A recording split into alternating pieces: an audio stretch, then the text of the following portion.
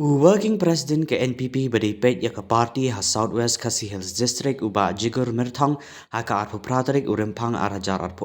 ulapan bena uba Stalin dingdo ophisar MCS bala shongthait baru bala long tengru kum usab divisional officer ha karani kor civil subdivision ba unlong ukertong jong ke National People's Party ha ke election jit nong mikmat sheying dor bar tawan ke jilla haus nam arajar arpu lai.